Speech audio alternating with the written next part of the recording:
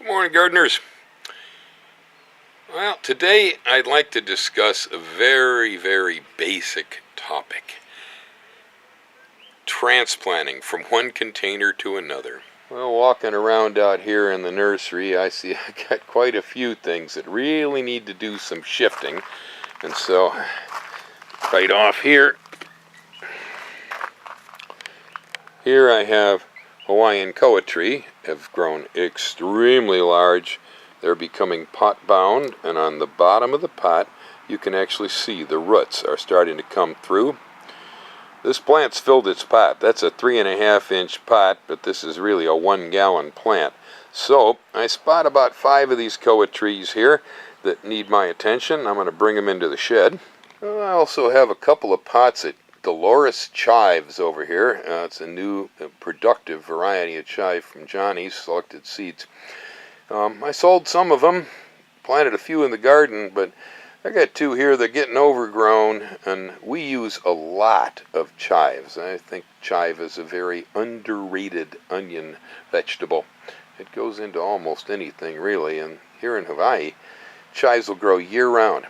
So I'm going to take these 2 and I'm going to transplant them up to rather extra large containers and place them out here in my herb garden, making it a little easier for me to be able to harvest them as I need them. The first step after we decide what plants need transplanting is we have to select the container that we're going to move them into. Now again, if you take a look here closely, you can see that we have roots starting to come out of the bottoms of the containers. And so this is a dead giveaway that these plants are ready to leave this pot and to go into a different container. They're also really large. Okay, the trees grow very fast here, and so oftentimes I'm kind of behind on all of this. Ordinarily, these really should have shifted up sooner than this, but you know, it's a lot to do. So I transplant when I get the time. My usual process here is that I'm going to go from this container right here, that's called a cell pack. That may be where I would start the seeds if they were small. From there, those plants get transplanted to the 3.5-inch pot. The reason I use a 3.5-inch and a 6-pack is because the flats that I use in the nursery hold both of them perfectly, so I get double service that way. That's why I'm using these sizes. It works for me. From there, I go to the typical 1-gallon nursery pot. Because this is a nursery and this is the size most people are used to buying, this is a good container. If I have to go further in transplanting, I'm going to step up maybe to a 2-gallon pot. From there, I will probably step up to a 5-gallon pot, and so on and so forth. So we go up in graduations. This whole business is usually dictated, at least in the nursery, by what's typical, what container size people are used to buying a plant in. So that's already pre-prescribed. All right, the next thing is we're going to need some soil in the pots. So here I have my soil scoop, and it's filled with ProMix. Dump it in the pot like that. Now, the ProMix is ordinarily a little bit on the dry side, and so I have filled these containers a little while ago, and I pre-moistened this soil. I'm going to wet this one too. Be right back. Now, if you're lucky, you have a scoop like this one. It was a grain scoop, actually, that is just the right size for filling a 1-gallon container. So if I fill this scoop, that's all I need to do. Otherwise, you know, you're going to scoop it in there several times. All right.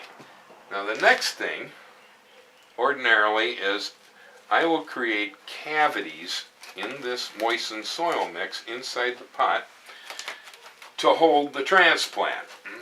You can do that with a dibble, which is an English tool that pokes holes in soil and make them to different sizes. Or you can do it the way I usually do, with my messy fingers. Okay, there we go. I've excavated cavities in these pots that are about the right size to hold the 3-inch pot. Next thing, I'm going to take my plant, I'm going to put my fingers like this around the stem for support. I'm going to turn the pot over and I'm going to give it a good wrap, maybe two. I can tell when I've knocked it loose because it drops and it touches my palm. If it doesn't want to fall loose, then massage the pot. Now if it was really pot bound, you might even have to cut the pot off. In this case, these are not too bad. 2 wraps knocked it out of the pot, just like that.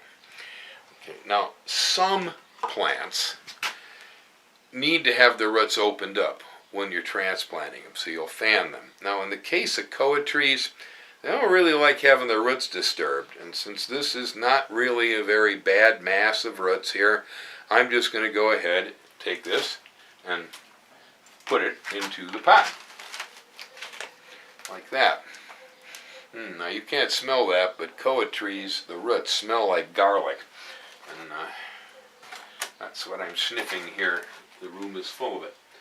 Okay, so let's do this again. We take our tree, we put our fingers, that's the first 2 around the stem, support the pot in the hand and go 1, 2, didn't come loose. Alright, so here we are going to have to massage the container a little bit. There it goes, just like that. And yeah, this one was a little bit more pot bound, but not bad. This one had a problem because I was using an orchid pot here that had this depression. It made it stick tight.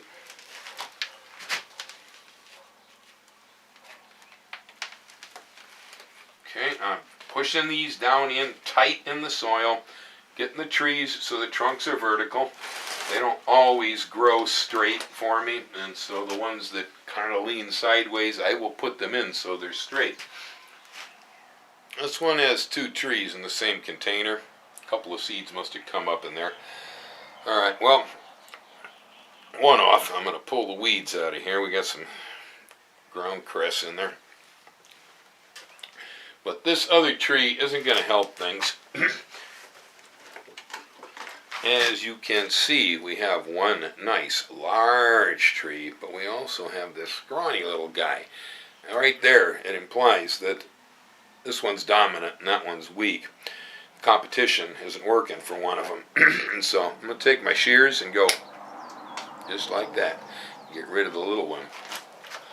In the long run, that's the best thing to do.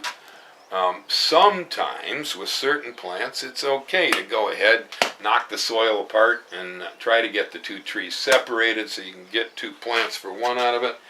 But in the case of koa trees, it's not a good idea. They just don't like having their roots disturbed.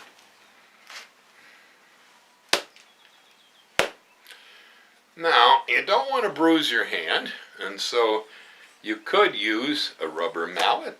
You could try a piece of firewood. There's all kinds of things you could use to wrap the bottom of the pot, but giving it a good shock with the plant pointing downward is usually the easiest way to get things out. I use plastic pots so they are flexible. If you're using clay flower pots, it's not quite as easy. You're going to have to be careful how you hit them. Okay, so all the plants are in the pots in the right way. So the next thing I'm going to do here is, because these are going back into the nursery, I'm going to use some time-release fertilizer in this pot. This is NutriCoat, and we use 1 tablespoon per gallon of container size. You follow the instructions on the manufacturer's label when using fertilizers, no matter what it was that I happen to have said. Okay, so we don't have quite enough soil in these containers to make me happy. I don't want to bury the lower stem, but I do want to make sure that the soil plug from the 3.5-inch pot actually has soil all the way up and around the sides of it. I'm also burying the fertilizer slightly because this kind of fertilizer has to operate by osmosis. It has to get damp. And in this climate, I can often just throw it on top, and frequently I do, but for most of you the best thing to do actually is embed the fertilizer part way into the soil. Not too deep, but a little bit under the surface, because if it stays too dry, it's not going to work. Alright, so there you have it, the finished work. See here what it looks like inside the pot.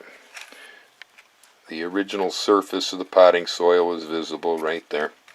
And that's just about the way you want it. You want to be aware when you're transplanting from one container to another. Do not deeply bury the original container soil, because if the soil rises up too high on the stem, sometimes you can get a rot going in your plant. Now there are some plants that like a deep transplanting. Tomatoes, for instance, benefit by being put down deeper. They'll make roots. Some things do, and that's kind of a live and learn sort of lesson. But in the case of most trees, we do not want to bury the stem.